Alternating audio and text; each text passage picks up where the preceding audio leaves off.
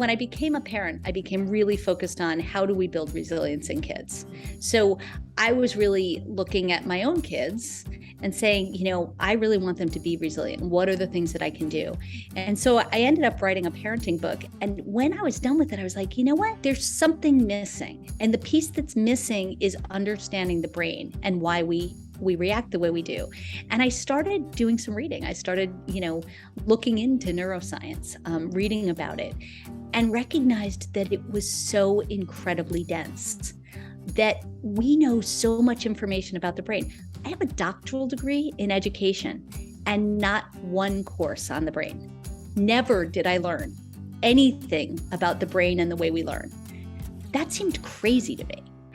Hi, I'm Chris Waddell. Welcome to Living It, the podcast where we join experts in the experience of being human. Be bold. Say yes to adventure. Say yes to living it. Welcome to Chris Waddell Living It, where we talk with experts in the experience of being human. Donna Volpitta, who has been a friend for a long time. We went to college together. She and I created our name tags educational program for the One Revolution Foundation. She's a former classroom teacher with experience in both general and special education, a doctoral degree in learning disabilities from Teachers College at Columbia University, co-author of The Resilience Formula, a guide to proactive, not reactive parenting. We're going to talk about a variety of things, but proactive is going to be a huge part of it. Donna, thank you for joining us. Thank you so much for inviting me. I'm so excited. This is always fun for me just to be able to figure out, like, I look at what you're doing now, and you're doing such amazing things. I mean, mental health literacy in a time when we really need to know about mental health, to remove some of the stigmas, to help empower kids and adults, especially coming out of COVID, to be their best selves and to be able to help themselves along the way. But can we take just a little step back? Why did you decide to go into education in the first place? You were a psychology major in college, right? Is that true?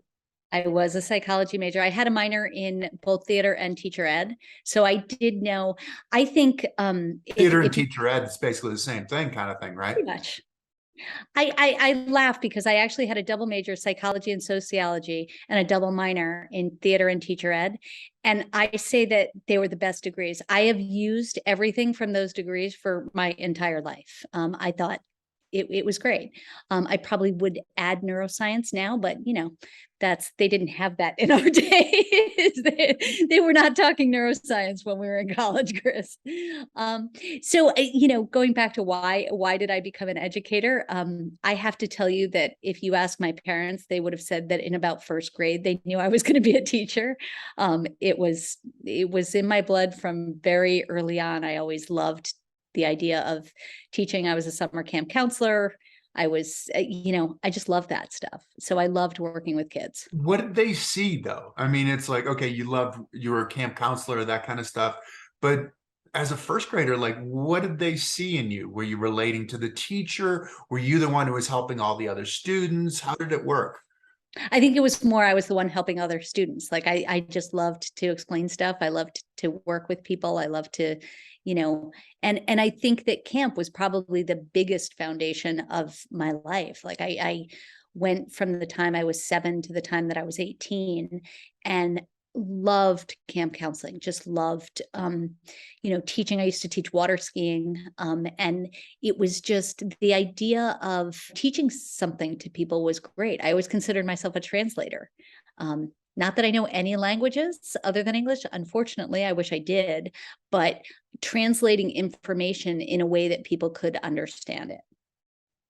Which leads to a lot of what you're doing right now, right? Because you mentioned neuroscience, which neuroscience is something that seems like it scares a lot of people. It sounds like we need many advanced degrees, and you're going to give me something that is going to be so dense that I'm going to feel ridiculously stupid and I'm going to be further behind. But Yeah. what you're doing is translating, as you said, from this dense, potentially incomprehensible kind of stuff, or at least perceptionally incomprehensible stuff, to something that is not only easy to understand, is simple, but is practical in terms of its application. How how are you doing that? How are you doing it? Why are you doing it? How does it all work, Donna? Well, from the translating perspective, I when I became a parent, I became really focused on how do we build resilience in kids. So I was really looking at my own kids and saying, I really want them to be resilient. What are the things that I can do? And so I ended up writing a parenting book. And when I was done with it, I was like, you know what? I There's something missing. And the piece that's missing is understanding the brain and why we react the way we do. And I started doing some reading. I started, looking into neuroscience, reading about it, and recognized that it was so incredibly dense, that we know so much information about the brain. I have a doctoral degree in education and not one course on the brain. Never did I learn anything about the brain and the way we learn. That seemed crazy to me. So I went and I did some research, and it was so incredibly dense. Like all this stuff that they were writing about was very important, but it was dense. It was stuff that was not accessible. And I read a book called Out of Character by David DeSteno. And that book was sort of life-changing for me because he put people into moral dilemmas and saw how they responded. Define what a moral dilemma is too, because this is something that we think we understand, but we might not necessarily. Right. A moral dilemma is sort of like, I want to do one thing, but I should do something else. And he But had in some people. ways, even more profound, right? I mean, the moral dilemma is like you have four children, and it's like one is drowning over here and another is drowning over there. It's kind of like, isn't that like the moral dilemma of like, can I save one or the other? I mean, it's almost like it's a zero sum kind of thing, isn't it? Or No, he was looking more at, I have an opportunity to cheat from somebody or steal from somebody or hurt somebody. At what point do I do that? What conditions am I more likely to do that? Why do we cheat and steal? Why does somebody have an affair? Why does somebody, he looked at things that people do that, don't look like they're, somebody who looks on the outside like they are a moral, upstanding citizen is likely to do some things that might not exactly be recognized as such. And so he put people into these dilemmas and saw when they were likely to cheat, steal, and hurt other people. And what are those situations? And it's a fascinating book. It's called Out of Character, The Liar, Cheater, Sinner, and All of Us. And at the end, the conclusion here, I'm going to give the conclusion to the book. It's still worth reading. But he said that people think about decisions as good versus bad. Remember Fred Flintstone with the angel and the devil over the shoulder that would pop up when he was in this decision making, and the angel would be like, don't do it, Fred, don't do it. And the grasshopper and the devil would be like, do it. It'll be fun. And he said, it's not an angel and a devil. We don't think of decisions as good versus bad. To our brain, those decisions are long-term versus short-term. So instead of an angel and a devil, it's an ant and a grasshopper. And he came up with those characters from Aesop's fable. And the ant was always in charge of the long-term, saying, okay, I can put stuff away for winter. And the grasshopper was like, oh, let's go have fun. And it just struck me that this is the key to understanding our decisions and understanding why we make the decisions we do. So I called David DeSteno and I said to him, can I use this in a model that I'm creating? And he said, yes, just don't make the grasshopper the bad guy. And he was really cute on the phone. He was very sweet. And so I created a model using those characters to explain how is our brain wired to respond to challenges. And interestingly, when you say decisions aren't good and bad, they're long-term versus short-term, it becomes non-judgmental. It becomes, this is why we make the decisions that we do. Doesn't mean we can't change them, but we have to understand that our brains are wired to survive. So we have to know when we can override those decisions and how we can do that. And so I just created a model, created 4 characters. There's the ant, the grasshopper, the glowworm, and the dragonfly. And it really is a very simple way to have a common non-judgmental language to talk about decisions that we make. I mean, some really interesting things coming out of that. One, like neuroscience in a lot of ways, what is you're essentially going to the root of where things are happening.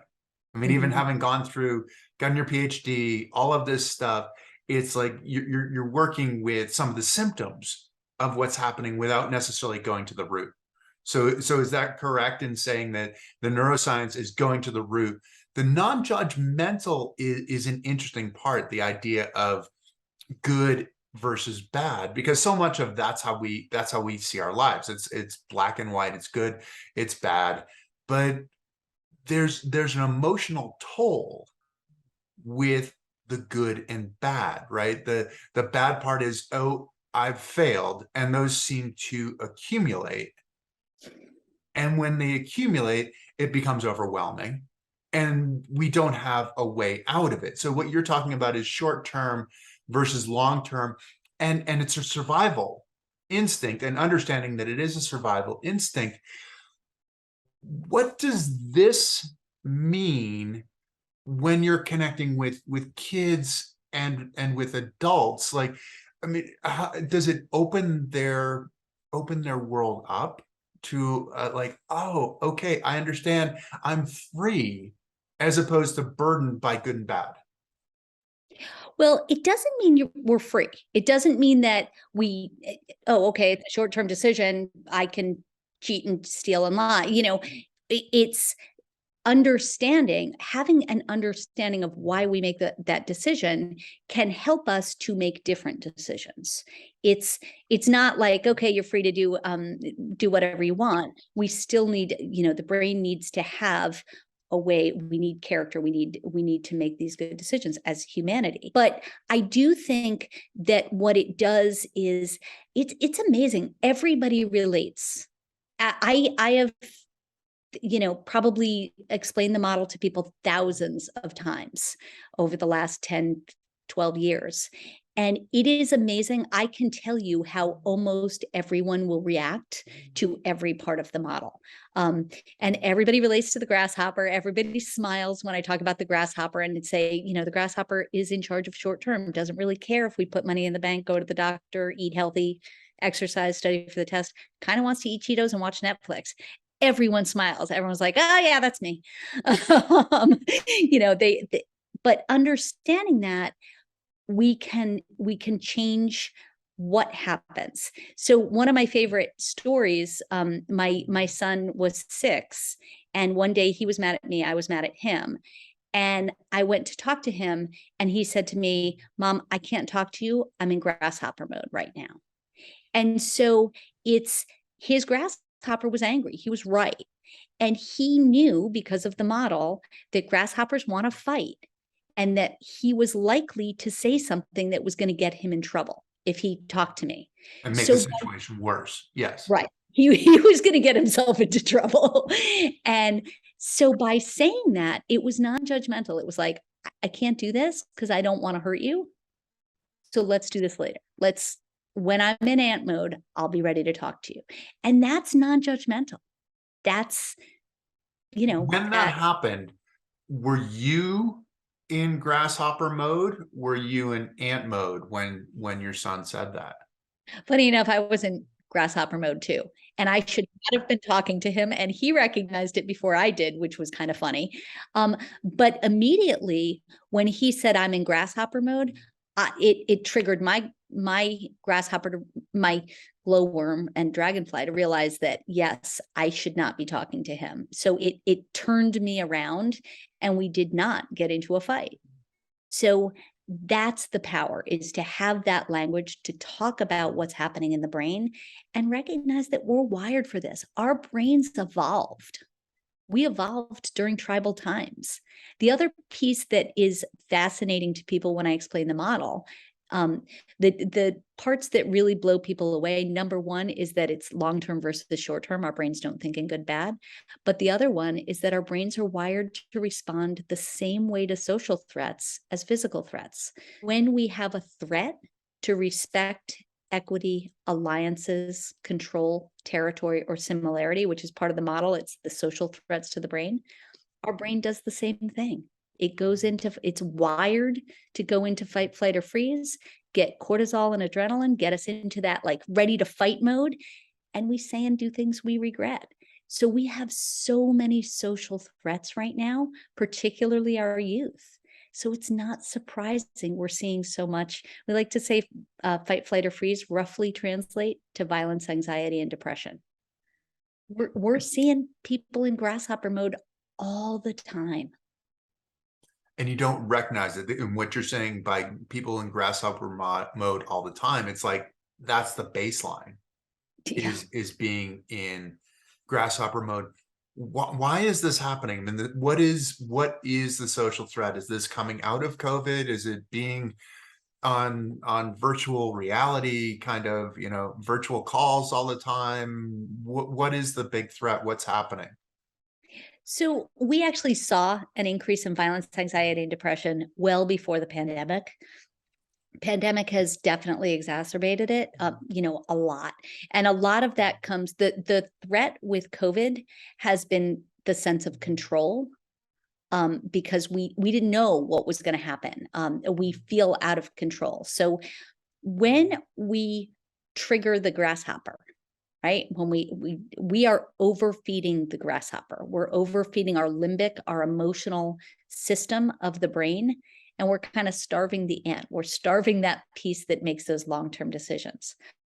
A lot of that is that social media companies, entertainment companies hire neuroscientists to come in and figure out ways to trigger our grasshoppers. So all of those headlines are grasshopper food. They're meant to trigger the grasshopper. They're meant to get us emotional. They're meant to keep feeding that, and the further on down the line, when you click on one, it gets you a little bit further, it gets you a little bit further. And the brain was wired during tribal times. So all of those social threats were tribal. So we are moving further into our separate tribes. That's why we're seeing the political landscape where we're going further and further left and right, because that grasshopper food trail is leading us down that path. So when you click on a headline, it will feed you one that's a little bit more emotionally triggering, which will then feed you another one that's a little bit more. It's like this trail of grasshopper food that we're using. Social media does the same thing. Entertainment companies, when we have, there's a reason that Netflix has that your next video will start in 5, 4, 3, 2, 1, because it's your grasshopper that's saying, you can do one more. You can do it. You can do it. So we're overfeeding our grasshoppers and we're starving our ants. So you said short term versus long term, but then understanding what happens and understanding that this is the way that our brain is wired, but also recognizing that we do have a choice in how we react, in when we react. How do we seize control of that choice and make good choices within difficult times? So I would say the two most important things, they're the two characters that sort of represent the long term. One is the ant, and the ant represents the cortex of the brain in charge of making long-term decisions. The ant is in charge of the things we don't really feel like doing right now, but we do them because they'll benefit us in the long run. Putting money in the bank, studying for the test, finishing the project, all of that delayed gratification kind of thing. And the ant in the model, the ant has the tools of a healthy brain. So when we have those in place, we're better able to keep our ant healthy and keep our mental health. And so those are social connections, exercise, good food, routines and focus. I think I said exercise, and compassion, pride, and gratitude. and purpose. So when we have a sense of purpose, we're better able to do that. So, and the ant kind of looks like it's ready to go on a hike. So nature and outdoors is another one of the tools. So when we have those in place, we're better able to make those long-term decisions. That helps our ant get stronger. The other thing is the dragonfly is the last character, and it has what we call the 4 S's of resilience on its wings. That our response to challenge is guided by the way we think about ourself, judge the situation, use our supports, and the strategies that we have to handle that challenge. When we build up those 4 S's, we can make the dragonfly stronger, and the dragonfly is in charge of being able to override, being able to say, no, we don't need to go into fight, flight, or freeze. We have these 4 S's. We have an action that we can take. The opposite of violence, anxiety, and depression is action, is knowing how to handle that situation, feeling confident. The other way to build the dragonfly is through mindful practice, is through really paying attention to the here and now, shutting off what we call the default network of the brain, and paying attention to our senses and to our breathing, because that gives us that little extra second to be able to say, no, I'm not going to go into fight, flight, or freeze. That's what, my son was able to say, no, I'm not going to do this. I'm going to tell her instead, I have a strategy. So that's how we can build our ability to make those decisions that are long-term, that we aren't going to regret in the short term. Which was an amazing strategic move on the part of your son as well, too, right? To say, I'm in grasshopper mode right now. And then you went back and went, wow, like I respect him so much more now. And so then you're approaching the next conversation in an entirely different way. And so with regard to the dragonfly, so the situation, the support, and the strategies. It's interesting as you talk about strategies, because one of the things that can be so hard in our world right now is focus, I believe. I mean, it seems like it's so easy to be drawn in this direction. I watched the Social Network movie, right? And where they're the command central is sending out messages to you like, oh, he needs to know something about this or something about that or whatever. But to be able to focus and to get that return of focus, to get the gratification of the focus and the chemical response of the focus of a job well done. I had a conversation with a guy that I just met through a friend, and he was saying he originally grew up in the Middle East and spoke a different language, and I don't remember exactly, but he said that what he's done, he's been living here in the US and works in the US, but he's gone back and he's been translating some sort of ancient poetry. So some pretty dense stuff. And he said he does it because it helps him to hone that sense of focus. And so with these strategies, and also you were talking about resilience, right? So with your kids, trying to teach resilience, because sometimes we think that these things are either God-given, right? It's like either you're resilient or you're not. Can we build resilience within ourselves? And can we build this sense of gratification in a strategy that's well done that then applies to something else? Not only can we need to. And one of the things about our world is that everything's immediate. So often kids want to, get stuff immediately. I laugh about how we used to have film, we would take pictures and we would have to wait weeks to get them developed. And now, everything is immediate, fast food, fast everything. And there's this immediate gratification. But what happens, and this comes to the neurochemicals that we talk about, we like to say that neurochemicals are like text messages to our brain that drive our behavior, tell us what to do. And so we can get little messages like dopamine that says, wow, that felt good, do it again. And we can get them in the short term, but we can also get them in the long term. And the long term are much, much better, stronger messages.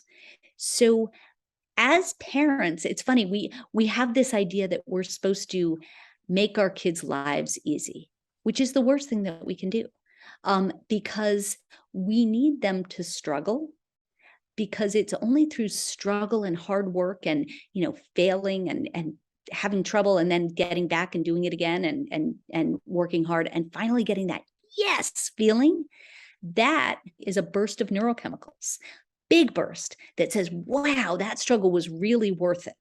And that's resilience. That you worked hard, you got it, and then you got that big neurochemical reward. And we like to say, there's a picture of the grasshopper with its arms up in the air like this.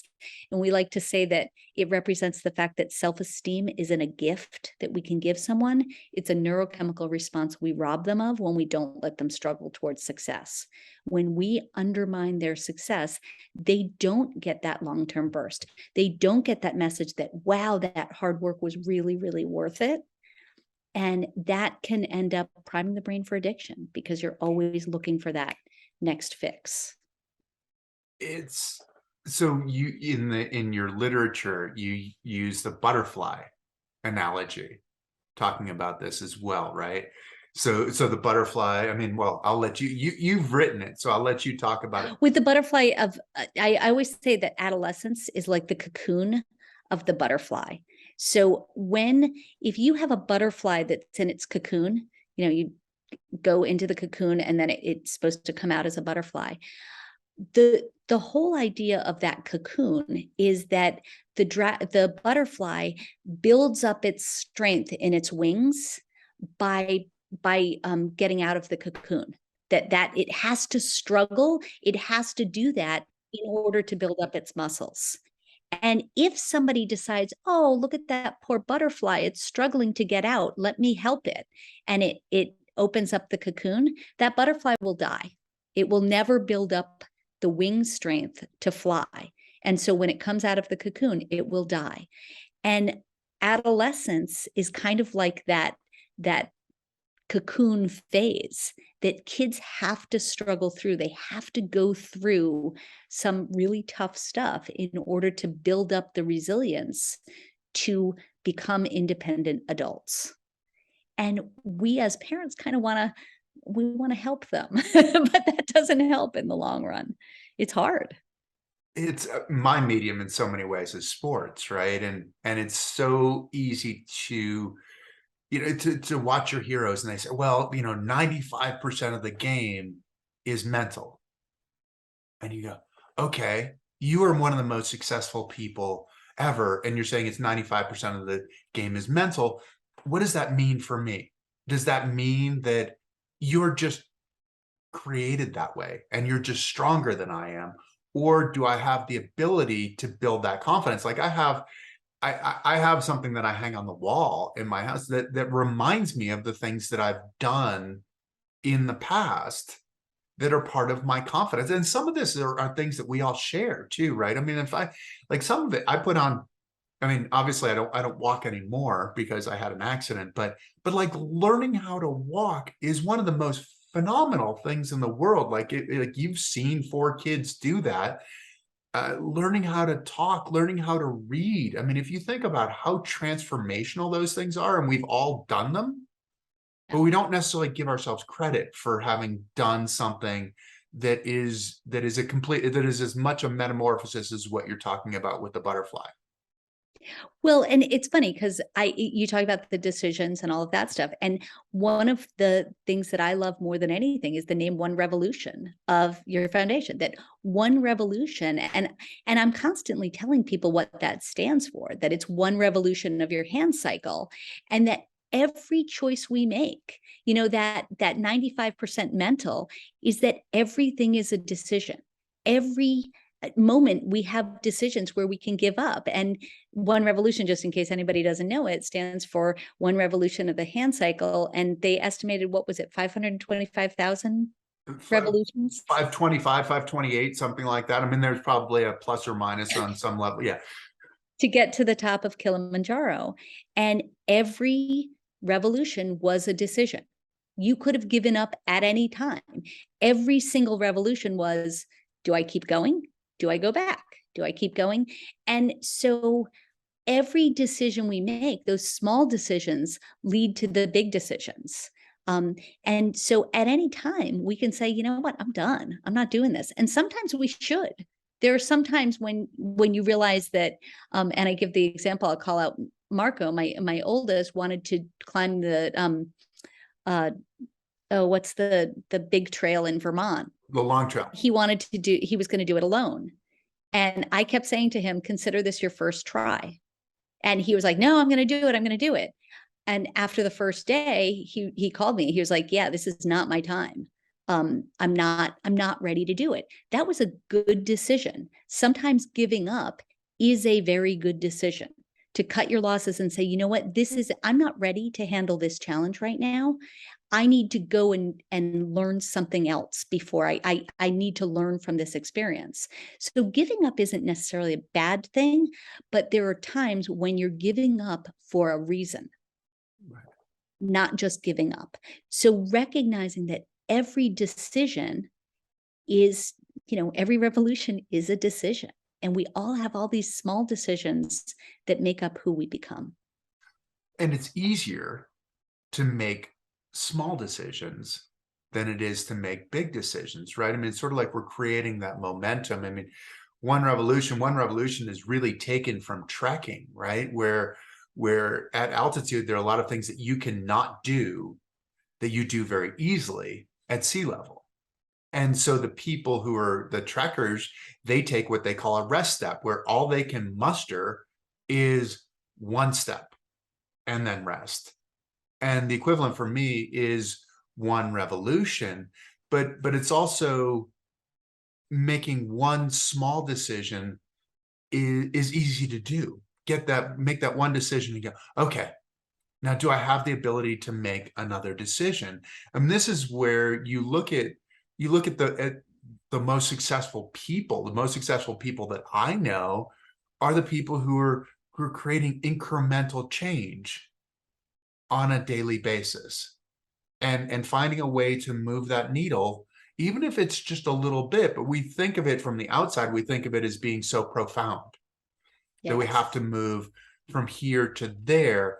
And taking charge is a big part of mental health literacy as well, right? This idea of being proactive, of being able to create a state of do I want to call it happiness? Do I want to call it, it's kind of like well, maybe you should, understanding how to foster and maintain positive mental health. I mean, like, this is looking at that's saying, okay, how can I create this situation for myself?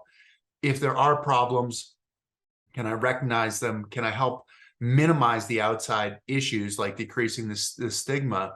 And then also, if I need help, can I find help?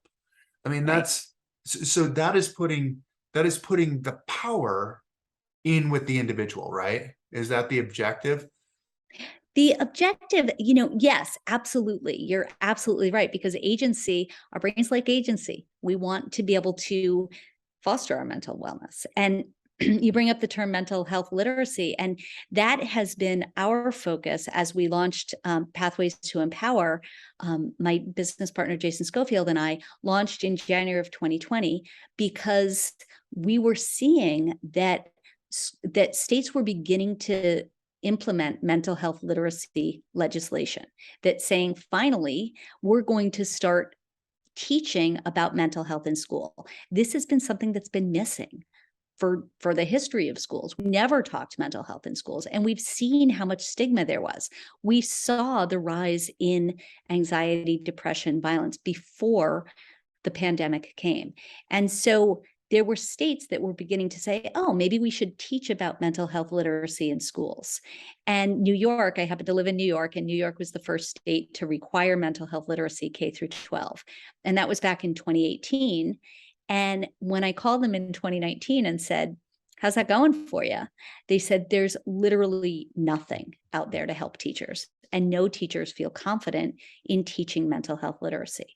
So we launched to be able to help people to understand how to teach mental health literacy. And it's a new term. People don't know what it means. So often still, recently I talked to somebody, I won't call out what state it was, but they were the head of Mental Health America in one of the states.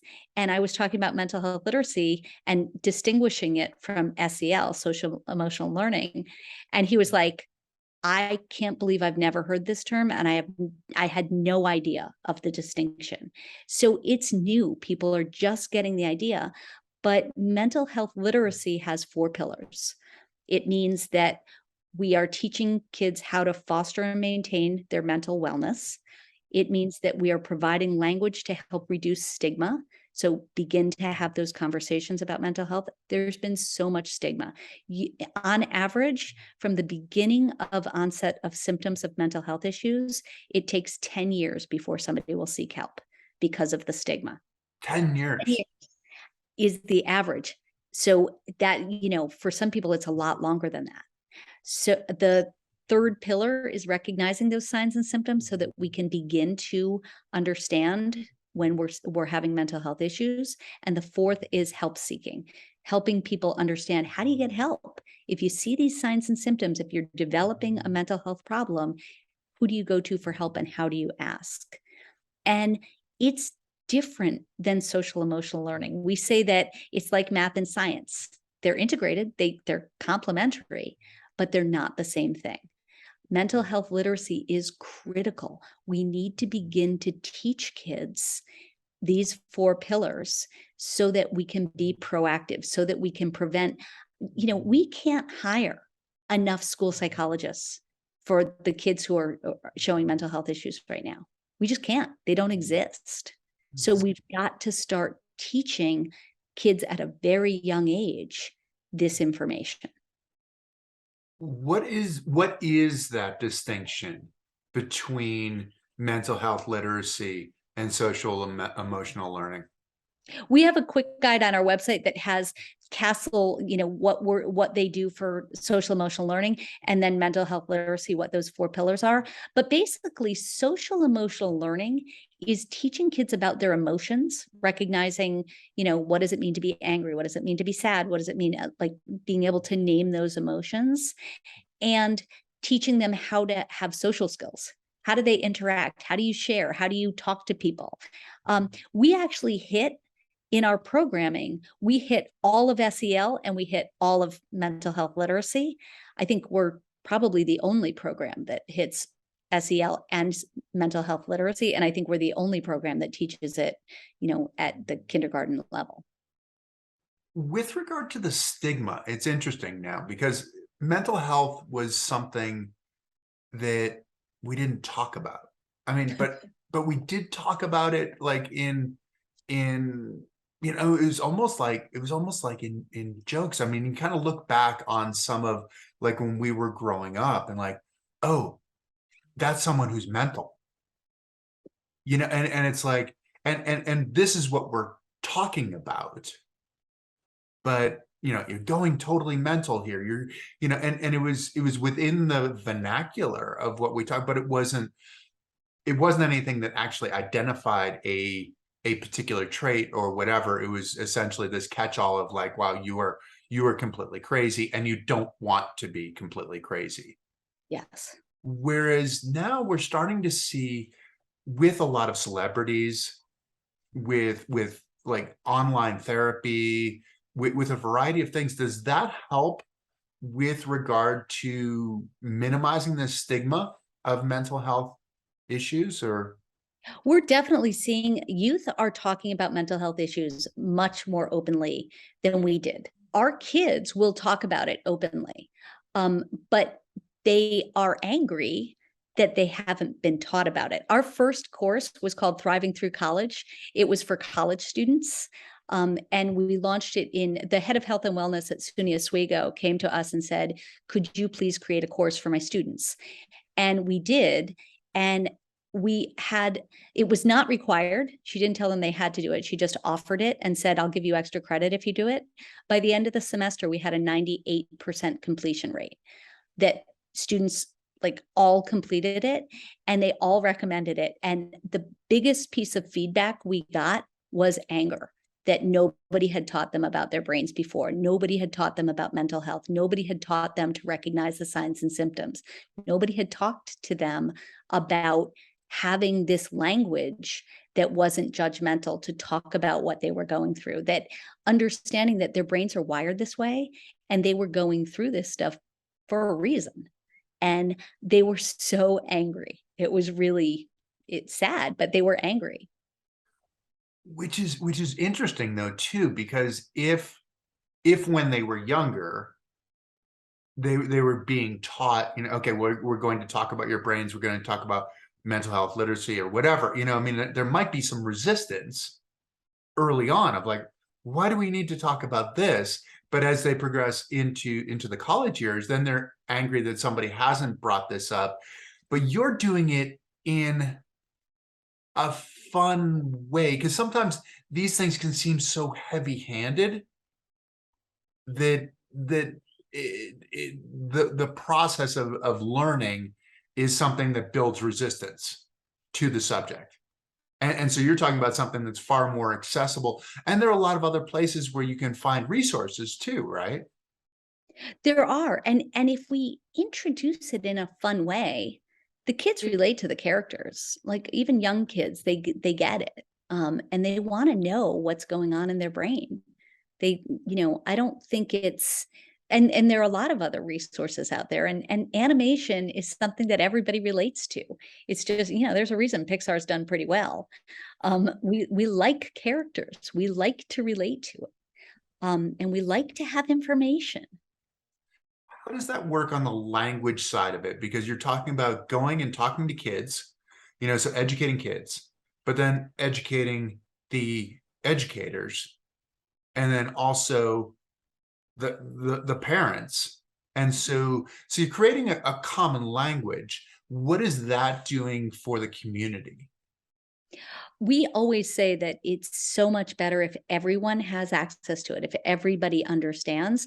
We actually have, we're working right now with Michigan to possibly get in statewide for all parents, all teachers, all school staff, all healthcare workers, and all students, K through 12.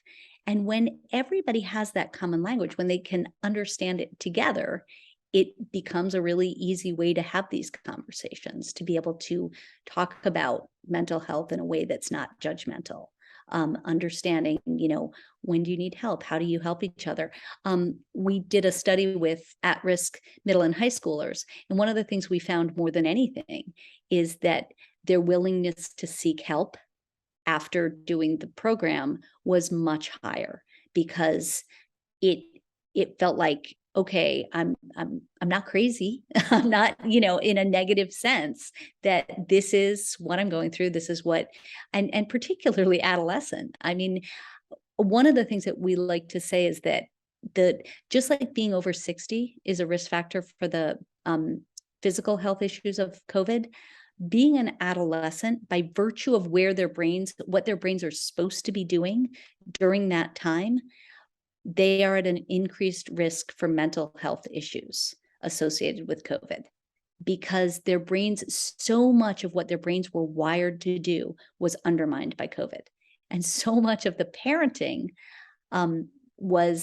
we went in the wrong direction during COVID. So a lot of what was needed, we said the most important needs for the brain are a sense of security and a sense of autonomy. Never is that more important than during adolescence. And COVID undermined both. For the adolescents and for the parents as well. Everybody was thrown into this situation where they didn't know what was going on. If we're able to do this, if we're able to teach mental health literacy, if we're able to enrich the community and get everybody speaking the same language, what does it look like? What does the end result look like, in this world where everything works out? In this world where everything works out, if people did it, I really believe it could be transformational.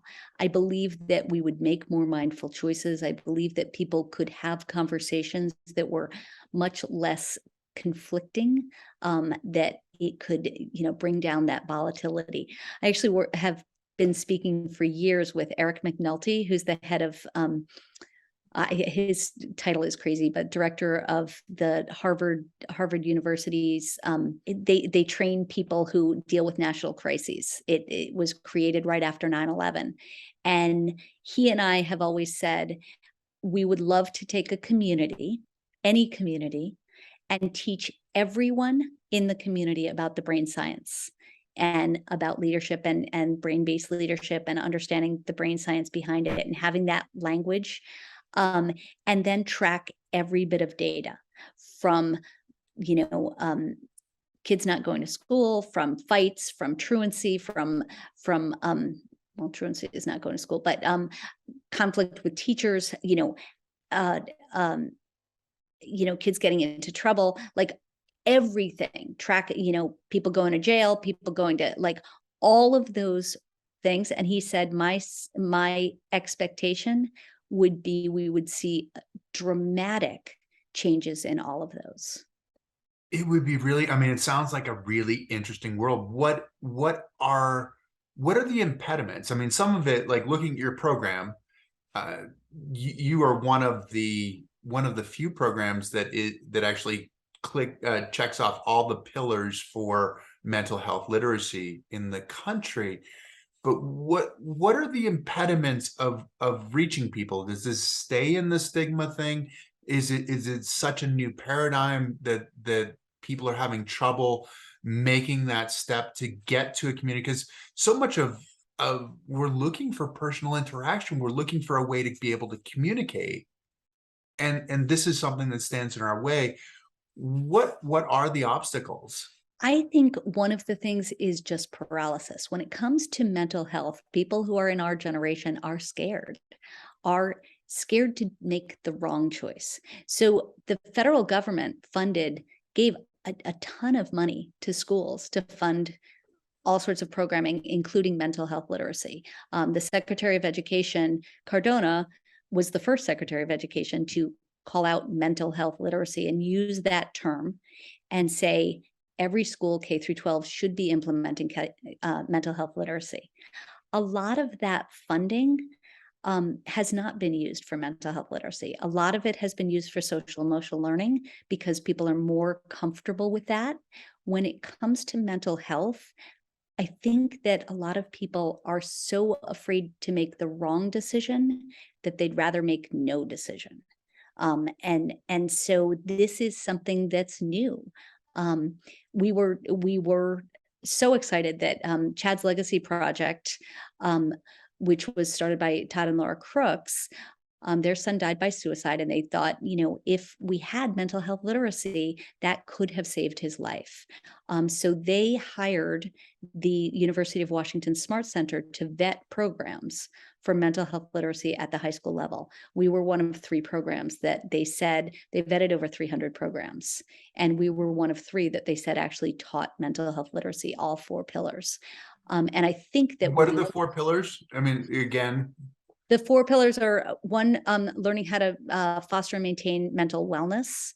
Second one is reducing stigma, so providing a language for people to talk about stigma. So, I talked about the I talked about, how do we foster our mental health? Second one is reducing stigma, so having that common non-judgmental language to talk about this stuff.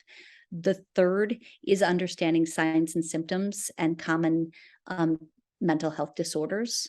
So understanding, what does it mean to have depression? What does it mean to have anxiety? What does it mean to have schizophrenia or bipolar? We're seeing a big increase in a lot of those mood disorders as well. So understanding those signs and symptoms so we can begin to treat it early.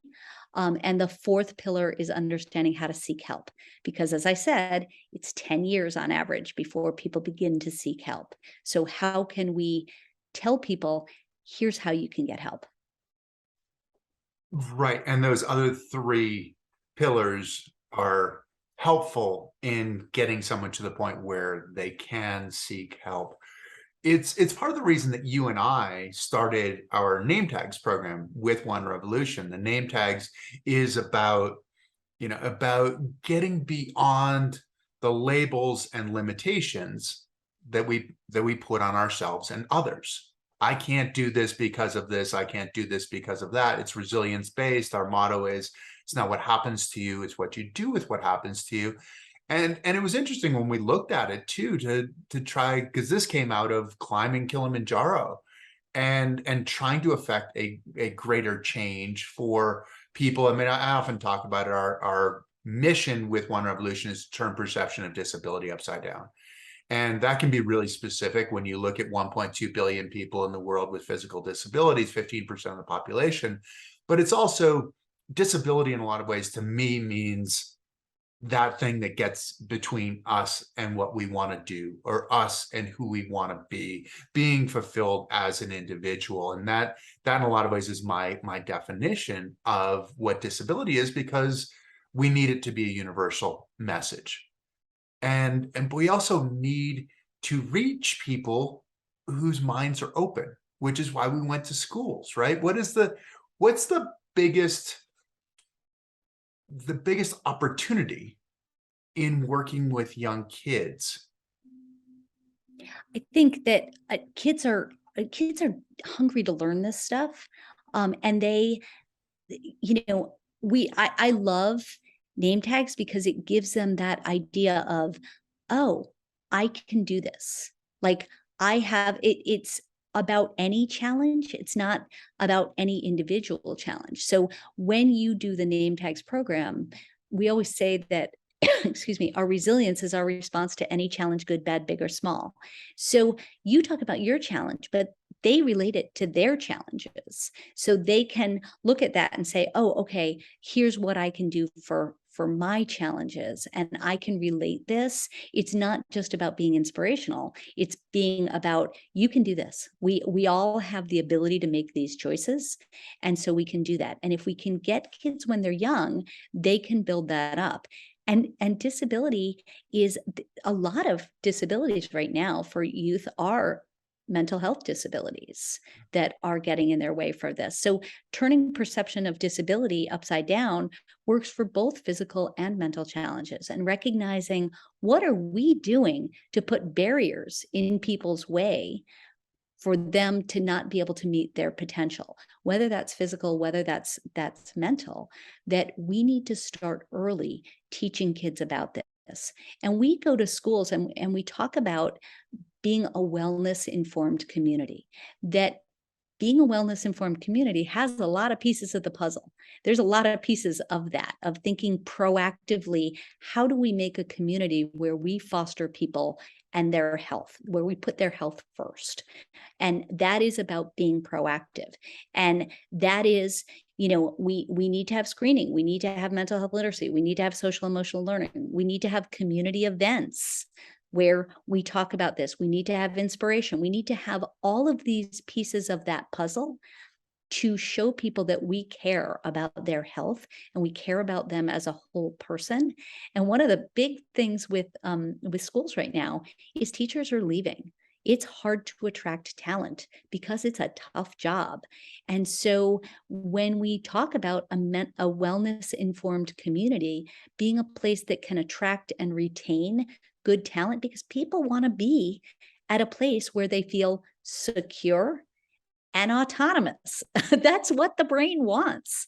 So if we make it a place where people feel safe from those both physical and social threats, and they feel like they can be independent, that they can be their best, they can have that sense of purpose, that's how we're going to make people want to be there. It's interesting that you say that, because one is like going through the name tags where you talk about the idea of, I can do this. But the other part I think that comes out of it is, I'm not alone. Yes. It's really easy to feel like you're alone, and it's easy to look around and think that everybody else has it all figured out. And you are the only one who doesn't. So looking at these communities and building off of these communities, it seems like there should be a light bulb going on, doesn't there? I mean, it's like physically, I look at this and say, okay, I've been getting out on my bike more, and I start seeing benefits. I started seeing benefits where I'm going a little bit faster. I'm feeling a little bit stronger in different parts. I'm going, oh, wow, I hadn't done that before. This is kind of nice, right?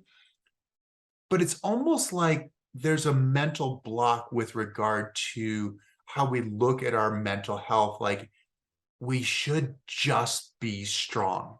And the proactive part that you're talking about is something that's so important in recognizing that we need to continue to learn to grow and to build that and that it really is like being in shape. This is like our mental shape. Do you feel like you're being successful in trying to shift that paradigm, that belief? I think we are seeing a shift, but it is incredibly slow. We're seeing people begin to talk about mental health. We're seeing states, Connecticut just passed legislation requiring mental health literacy in schools. We're seeing, we're making some progress, but it's incredibly slow. It takes a long time to change people's minds. This has been a long time that we have really ignored mental health, that we haven't taught people about it, that we have sort of said, we should just be strong, that we should just, just suck it up. It's okay. I told you that the news programs and the social media and entertainment companies hire neuroscientists, and they are making a lot more progress than, it's somehow that poking the grasshopper is a lot easier than teaching people to nurture the ant and take care of their ant. It's harder. It's funny because you talk to people about doing mindful practice, and I have to say I'm somewhat guilty of this. Not that I don't understand it, but they're like, well, I tried that for a week and it didn't work. And you're like, well, if you go to the gym for a week, do you see all of a sudden you look like, Yeah. you've got all these big muscles? No, it takes time. It's exactly it. I keep getting reminded, there's this Dalai Lama quote, and I hope I do it justice, where they asked him what he was concerned about in the world, and he said, man, because he spends his health to make money, then spends his money to try to regain his health. Then he's so concerned about the future that he never lives in the present and thinks he's going to live forever, but dies having never really lived. And I think that this encapsulates so much of what we're looking at is like, okay, we're willing to spend our health. And I think that the mental health more than our physical health, because they're both connected, but I think the mental health is really what that currency is, what we're willing to spend in order to effectively get ahead. And then we're thinking, oh, now I need to be healthy. So Yeah. can we approach it in a different way? And it sounds like that's exactly what you're teaching. Well, it was funny because years ago, and it was probably a good 10, 12 years ago, I was at a conference and it was somebody was presenting from the Microsoft Envisioning team. And he was showing videos of all the technology they have, and it was fascinating. And he said at the end of it, we have this technology, we have the ability to do this. So what are things that scare you and what are things that excite you about this? And everybody was answering questions, and he was calling on people, and I raised my hand and I said, what scares me is what we are doing to the human brain. And at the end of he went on and he wrote that on the board. And at the end, somebody said to him, clearly you've done this many, many times. Is there anything that came out that, was different today, that was novel? And he like pointed to me and he said, that, and it scares the heck out of me. And he was like, I've never thought about what we're doing to our brains, but we are really devolving our brains. Evolution has been growing the prefrontal cortex in comparison to the limbic system. We are now overfeeding that grasshopper, overfeeding that emotional part of the brain, and that kind of devolves the brain, that limbic system. And one of the things about that is that when we experience trauma, when we have those traumatic experiences, we sort of feed that limbic system. And that prefrontal cortex, the highest level thinking of our brain, begins to shrink. And so we are shrinking that prefrontal cortex. and growing that limbic system. So it's going to be a cycle. We're feeding into it, and we're seeing it more and more. I mean, looking at the news is just really scary. Yeah, it is. It is. And it's interesting. It keeps going back to that butterfly for me, that the struggle is the thing that looks so hard from the outside, but is so important to who we are as people and continuing to grow and evolve, as you're saying. It's hard. And I have to say, I struggle with it every day. As a parent, I struggle every day. Yeah. It's very difficult to raise kids right now. Very difficult. And I find myself letting them do a lot of things that I don't want to, because we're in a very tough world right now. Yeah. And you're raising kids, but you're also raising yourself, right? This is how it works on an individual basis too. Yeah, it's tough. It really is. And that's why, I think we need to have these conversations. I think we need to have these talks about understanding balance, understanding why we're making decisions we are.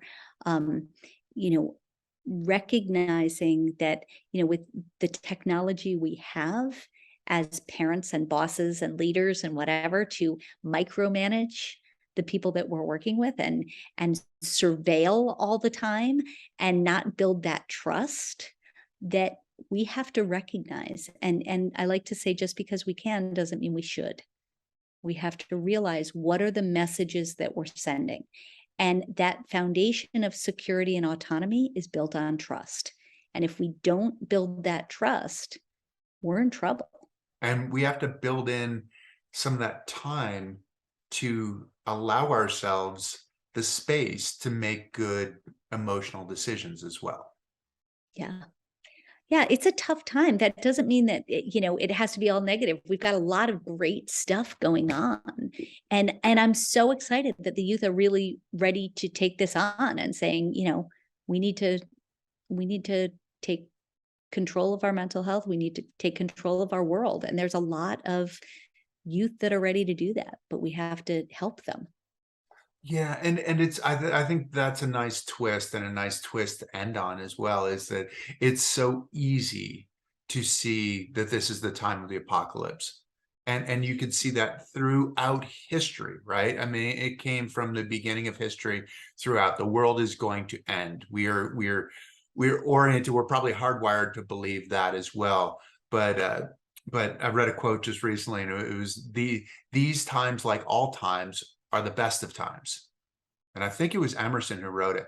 I'm not positive, but there's always that too, right? There's always that opportunity. There's always that sense of optimism, but sometimes we can get burdened by everything that's so difficult around us. So yeah, we have a lot of, with challenges come opportunities.